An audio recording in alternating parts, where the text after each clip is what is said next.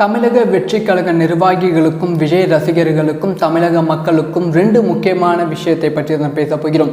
தமிழக வெற்றிக் கழகத்தின் தலைவர் தளபதி விஜய் அவர்கள் தமிழகத்தின் வருங்கால முதல்வர். ஸோ அவர் எப்போ பதவியேற்க போகிறார் அப்படிங்கிற அஃபிஷியலான கன்ஃபர்மேஷன் கிடைச்சிருக்கு. அந்த பதவியேற்பு விழா ரொம்ப பிரம்மாண்டமாக சென்னையில் நடக்க போகிறது. அது எங்கே நடக்க போகிறது, எப்போ நடக்க போகிறது அப்படிங்கிற தகவல் கிடைச்சிருக்கு. அதை தொடர்ந்து விஜய் அவர்கள் மெஜாரிட்டி வாங்கவில்லை, 108 இடம் தான் வாங்கியிருக்காங்க. ஸோ விஜய் கூட ரொம்ப முக்கியமான ஒரு கட்சி கூட்டணிக்கு போக போகிறது அப்படிங்கிற விஷயம் இன்று இரவு கன்ஃபார்ம் ஆகியிருக்கு. அது எந்த கட்சி, அந்த கூட்டணி எப்போ உறுதி செய்யப்படும், இதை பற்றி ரொம்ப டீட்டெயிலாக பேச போயிடும்.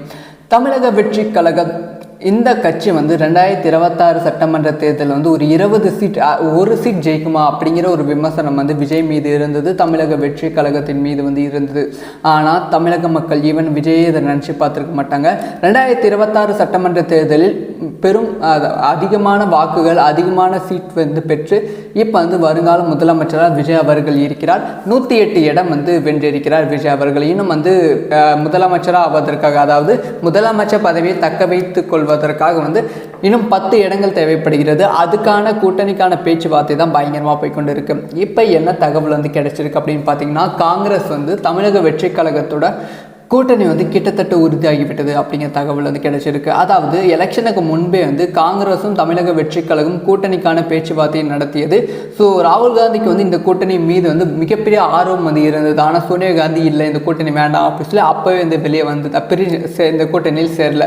அதுக்கப்புறம் எலெக்ஷனில் விஜய் அவர்கள் இவ்வளோ பெரிய மாஸ், விஜய் அவர்கள் இந்த அளவுக்கு, அதாவது ஓட் ஷேர் கிடையாது, இந்த அளவுக்கு சீட் வெல்வாங்க அப்படின்னு நினச்சே பார்க்கல. ஸோ அதனால் காங்கிரஸ் விஜய் கூட கூட்டணி வரப்போகிறது அப்படிங்கிற விஷயம் கன்ஃபார்ம் ஆகிவிட்டது. இது மூலமாக 4 தொகுதி எக்ஸ்ட்ரா விஜய்க்கு கிடைத்திருக்கு, தமிழக வெற்றி கழகத்துக்கு கிடைத்திருக்கு. அதை தொடர்ந்து கம்யூனிஸ்ட் கட்சியும் பேச்சுவார்த்தை நடத்தி கொண்டு இருக்காங்க. அவங்க 2 தொகுதி ஜெயிச்சிருக்காங்க. அந்த 2 தொகுதியும் இந்த சைடு வரப்போகிறது. இதை தொடர்ந்து விடுதலை சிறுத்தை கட்சி, அப்படி இல்லைன்னா பாமக, இவங்க 2 பேருமே பேசிட்டு இருக்காங்க. ஆனால் பாமக அன்புமணி ராமதாஸ் அவர்கள் எனக்கு துணை முதலமைச்சர் பதவி வேண்டும் அப்படின்னு கேட்ட மாதிரி சில தகவல்கள் கிடைச்சிருக்கு. அது எந்த அளவுக்கு உண்மைன்னு தெரியல. அதை தொடர்ந்து விடுதலை சிறுத்தை கட்சி பேச்சுவார்த்தை நடத்தி கொண்டு இருக்கு. ஸோ இந்த மாதிரி அடுத்தடுத்து பல கட்சிகள் நடத்தி கொண்டு இருக்கு. ஆனால் காங்கிரஸ் 90% கன்ஃபார்ம் ஆகிவிட்டது. நாளைக்கு ஈவினிங்குள்ள அதுக்கான அஃபிஷியல் அறிவிப்பு வருவதற்கான வாய்ப்புகள் ரொம்ப அதிகமாகவே இருக்கு. இதை தொடர்ந்து இன்னொரு சூப்பரான விஷயம் என்ன அப்படின்னு பார்த்தீங்கன்னா, தமிழக வெற்றி கழகத்தோட தளபதி விஜய் அவர்களிடம் பதவியேற்பு விழா, அதாவது முதலமைச்சர் நான் விஜய் எனும் அப்படிங்கிற பதவி ஏற்பு விழா வருகிற 7ஆம் தேதி சென்னை நேரு உள் விளையாட்டு அரங்கு, நேரு ஸ்டேடியத்தில் ரொம்ப பிரம்மாண்டமாக நடக்க போகிறது. இந்த பதவியேற்பு விழாவில் நிறைய முக்கிய தலைவர்கள் பங்கேற்க போகிறார்கள் அப்படிங்கிற தகவலும் கிடைச்சிருக்கு. காங்கிரஸ் தலைவர் ராகுல் காந்தி அவர்கள் இந்த பதவியேற்பு விழாவில் கலந்து கொள்ள போகிறார்களாம். காலை 9 மணிக்கு இந்த பதவியேற்பு விழா சென்னை நேரு உள் விளையாட்டு அரங்கில் நடக்க போகிறது. அதுக்கான ஏற்பாடுகள் ரொம்ப தீவிரமாக போய்கொண்டு இருக்கு. அடுத்த 14 நாளுக்குள்ள மெஜாரிட்டியை கொடுக்கணும் அப்படின்னு சொல்லி கவர்னர் சொல்லியிருக்காங்க. அதனால கூட்டணியும் அதே இடத்துல முடிவு செய்யப்படும்.